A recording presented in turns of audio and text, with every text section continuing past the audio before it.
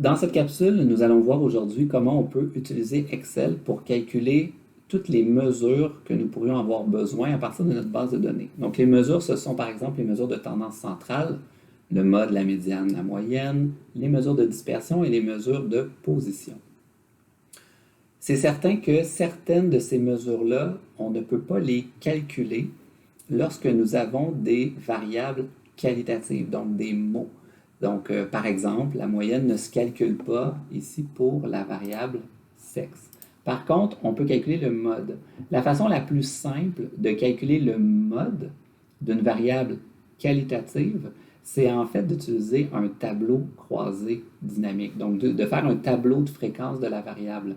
Donc, en guise de rappel ici, on a le tableau croisé pour la variable sexe. Donc, on a femme et homme. Puis, bien sûr, la façon la plus simple, comme je vous disais, de calculer le mode, c'est tout simplement de regarder à quel endroit le nombre de répondants est le plus grand. C'est associé à la modalité femme, femme et le mode de cette distribution.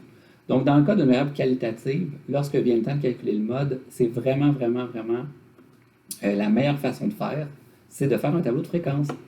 Par exemple, si on regarde un autre exemple, on voit ici la répartition de 2000 répondants selon l'importance qu'ils accordent à leur travail. 708, c'est la plus grande valeur, donc c'est la fréquence la plus élevée. Donc la modalité qui est notre mode, ça va être moins important que le reste. Donc, c'est vraiment la façon la plus simple de calculer le mode, c'est de prendre le tableau de fréquence. Pour toutes les autres mesures qu'on voudrait avoir, je vais vous montrer la meilleure façon de procéder. Donc, ce qu'on va faire aujourd'hui, on va essayer de calculer ensemble des mesures de tendance centrale, des mesures de dispersion et des mesures de position. Dans l'exemple qu'on va prendre, on va s'intéresser à la variable âge. Donc, je vais revenir à ma base de données. Probablement la meilleure façon de faire pour justement réutiliser à plusieurs reprises toutes les données qui sont ici, je vais vous le montrer. Donc, vous allez choisir toutes les données qui sont dans votre variable âge. Donc, je vais souligner toutes mes données. On a beaucoup de données, on est à 2000 répondants. Donc, j'ai souligné toutes les données. Pour être capable de les réutiliser plusieurs fois, vous avez ici une petite fenêtre, puis ce qu'elle vous permet de faire, cette fenêtre-là, c'est de donner un nom aux données que vous avez soulignées. Donc, par exemple, moi, je vais appeler toutes ces données-là, je vais les appeler âge. Donc, si j'écris âge, puis j'appuie sur Entrée, bien, on va se rendre compte, en fait, que ici, quand je prends la petite flèche, j'ai toutes mes données âge. Donc, si je clique dessus, ça sélectionne d'avance toutes mes données âge. Donc, vous allez voir que c'est beaucoup plus facile de travailler de cette façon-là. Donc, on va revenir à nos statistiques descriptives. On veut premièrement calculer le mode de la variable âge. Donc, il y a plus qu'une façon d'être capable de calculer le mode. Par exemple, je vais vous en montrer plusieurs dans cette capsule-là. Vous pouvez aller bien sûr à Formule. Puis quand vous allez à Formule, en fait, vous avez plusieurs choix. Nous, bien sûr, ce qui nous intéresse, ce sont les formules de type statistique. Donc, on ne le voit pas ici. On va aller ici à plus de fonctions. Puis vous avez ici un choix statistique. Donc, vous avez toutes les formules qu'on peut utiliser dans Excel qui sont en lien avec la statistique. Nous, ce qui nous intéresse, c'est le mode. Vous avez remarqué que vous avez deux possibilités, mode multiple ou mode simple. On va s'intéresser pour nous, dans le fond, dans le cadre de notre cours, seulement au mode simple. Je vais cliquer sur mode simple. Puis, ce que vous allez devoir indiquer là, c'est quelles sont les variables dont vous voulez trouver le mode. Puis, si vous vous rappelez, nous, on leur a donné le nom de âge. Donc, on a juste besoin de taper âge. Ici, on a toute la série de données, puis Excel nous donne directement le mode. Donc, ce que ça va vouloir dire, c'est que le mode de la variable âge, c'est 48 ans. Si on veut calculer la médiane, on peut fonctionner de la même façon, c'est-à-dire vous cliquez sur la cellule où vous voulez avoir votre résultat, vous allez dans plus de fonctions statistiques, puis dans ce cas-là, on voudrait trouver médiane. Donc, on va aller voir où se trouverait la médiane. Donc, on a une belle fonction déjà qui est prête pour nous, qui s'appelle médiane. Je clique. Et comme on a dit précédemment, ce que je vais rentrer ici, c'est ce que j'ai appelé âge tout à l'heure. Donc, j'ai âge, j'appuie sur OK. Donc, la médiane de mes données, c'est aussi 48 ans. Ensuite, si vous voulez trouver la moyenne, ben, un peu comme on a fait précédemment, plus de fonctions statistiques, je vais aller voir moyenne. Ici, dans le fond, vous avez plus qu'une moyenne. Nous, c'est la moyenne tout court.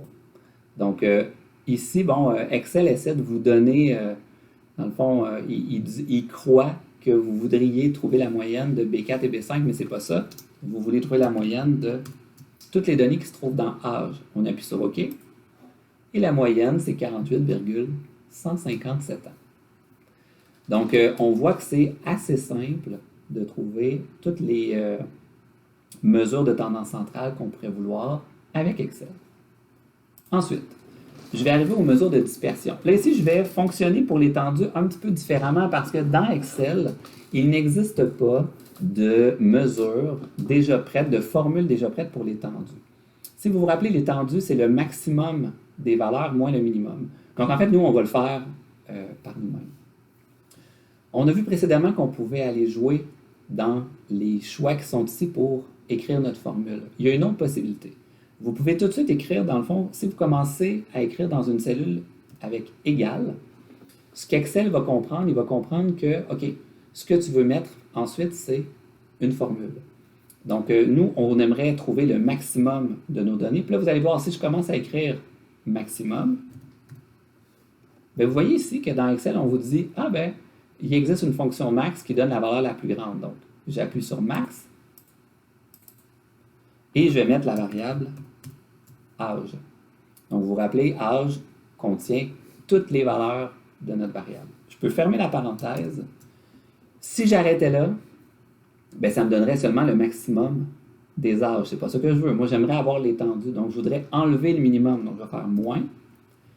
Puis, bien, vous vous doutez bien que s'il existe une fonction max, il existe une fonction minimum. Donc, je clique 2 fois dessus et je vais écrire encore âge. Je ferme la parenthèse. Si je fais entrer, 79. Donc, l'étendue de mes données, c'est 79 années. OK? Ensuite, on veut trouver la variance. Donc, on peut aller dans ce cas-ci, plus de fonctions statistiques. On va aller voir s'il y a la fonction variance. Là, ici, il va falloir faire attention. Donc, vous avez plusieurs variances. OK? Ici, calcule la variance d'une population.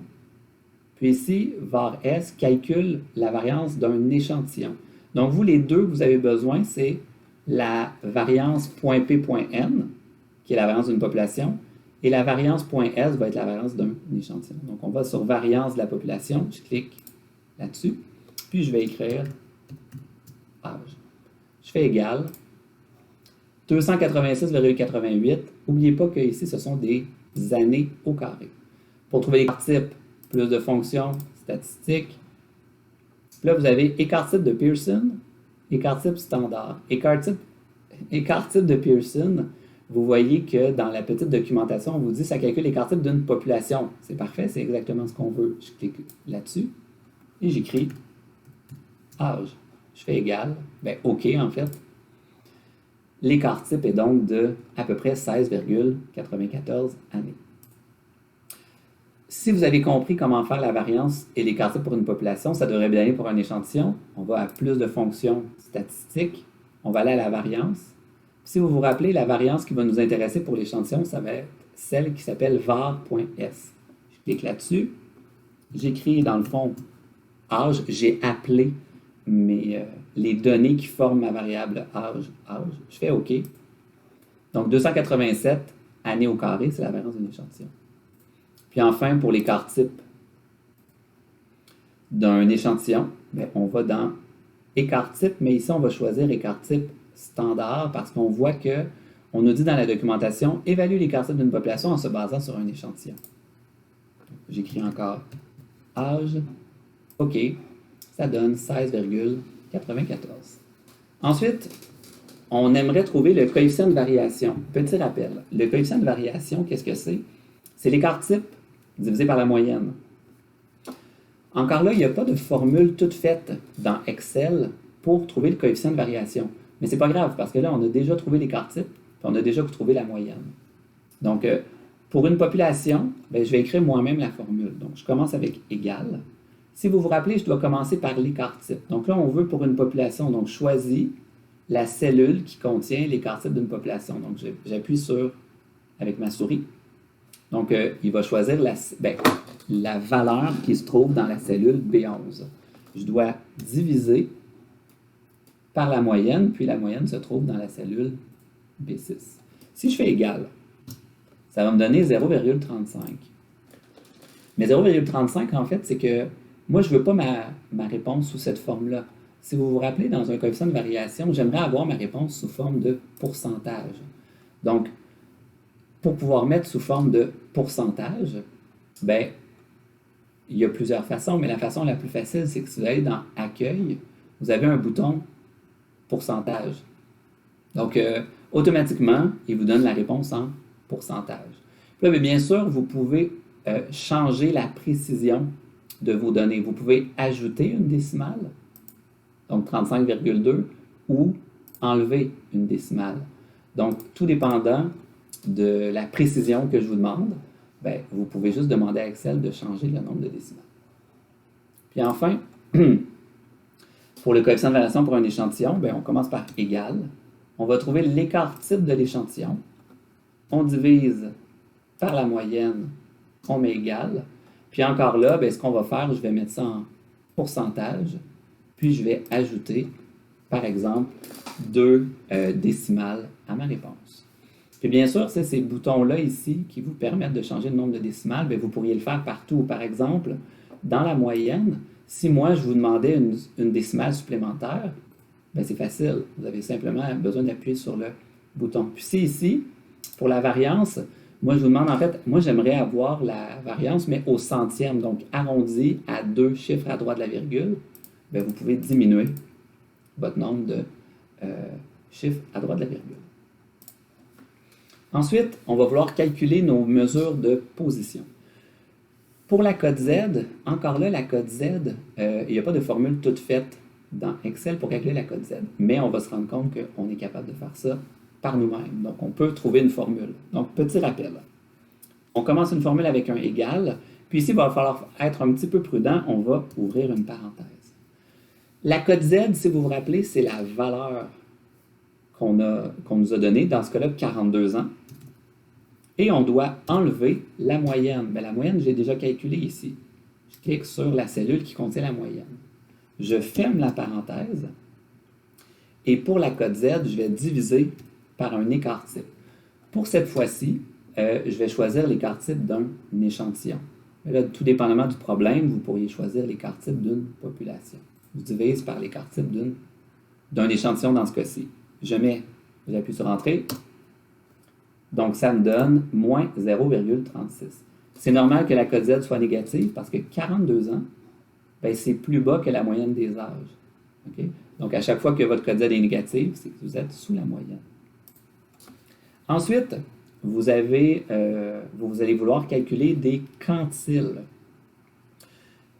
Encore là, dans Excel, il y a peut-être plus qu'une façon de faire les choses, mais moi, je vais vous montrer, dans le fond, une seule et même formule qui va vous permettre de calculer tous les centiles. Donc, vous allez dans Formule, puis vous pouvez aller dans Formule statistique. Donc, vous allez en fait utiliser, ici, vous avez des formules qui s'appellent centiles. On va réutiliser, dans le fond, plusieurs fois le centile. Puis, je vais prendre le centile exclure. Okay? Vous pourrez prendre le centile inclure, mais nous, on va prendre le centile exclure parce qu'en fait, on exclut la limite supérieure de la classe. Donc, on va prendre centile exclure. Puis ici, qu'est-ce que vous avez besoin? Bien, on va rentrer quelles sont nos données. Nos données, vous vous rappelez, c'est toujours âge. Puis ici, ce qui fait que c'est relativement simple à utiliser, c'est que vous avez simplement besoin de mettre un nombre entre 0 et 1 qui représente le pourcentage associé au quantile. Donc, par exemple, le quantile Q1, c'est le premier quartile. Le premier quartile est à 0,25. Donc, vous avez juste besoin de mettre 0,25. Vous faites OK. Vous obtenez 35 ans. Donc, 25% des répondants, environ 25% des répondants, ont 35 ans ou moins. Mais là, si vous avez compris cette formule-là, ben c'est pareil pour tous les autres pourcentages. Donc, vous allez dans plus de fonctions statistiques. On va aller dans centile exclure. On remet toujours les données âge. Ici, nous sommes dans le quatrième décile. Le quatrième décile, c'est 40%, ou si vous préférez, 0,4. Donc, ce que ça veut dire, c'est qu'il y a 40% des gens qui ont 42 ans ou moins. Ici, V3, on va dans, encore là, centile exclure. On remet nos données âge. Puis ici, le troisième quintile, c'est 60%, ou si vous préférez, 0,6. Donc, il y a 60% des gens qui ont 52 ans et moins. Puis enfin, on va en faire un dernier. Si vous allez encore dans centile, on reprend toujours nos mêmes données. Puis ici, le centile 78, c'est 0,78%. Et je fais OK. Donc ici, 78% des gens ont 62 ans ou moins. Donc j'espère que c'est clair. Puis vraiment, la partie qui va vraiment vous aider, je crois, c'est ce que nous avons fait au début, c'est-à-dire de choisir une série de données et de lui donner un nom. Je vous rappelle parce que, dans le fond, je vais le refaire avec un autre exemple parce que je pense que ça va être payant de vous rappeler comment faire. Donc, on va choisir, par exemple, frères et sœurs. On va souligner toutes ces données-là. Donc, j'ai souligné, j'ai toutes les données frères et sœurs. Puis maintenant, vous pouvez leur donner un nom. Donc, si vous l'appelez, par exemple, mettons, grand F et grand S, frères et sœurs, vous l'appelez dans le fond par un nom, vous allez vous rappeler. On met entrée. Mais là, vous y avez donné un nom à cette série de données-là. Donc, ce que ça veut dire, c'est que dans la liste ici, effectivement, vous avez grand F et grand S qui représentent toutes les données de frères et sœurs. Donc, on aurait pu faire les statistiques descriptives, mais avec, au lieu d'utiliser âge, on aurait pu utiliser F et S. Puis, on aurait obtenu notre mode. Donc, j'espère que tout est clair pour le calcul de statistiques descriptives avec Excel.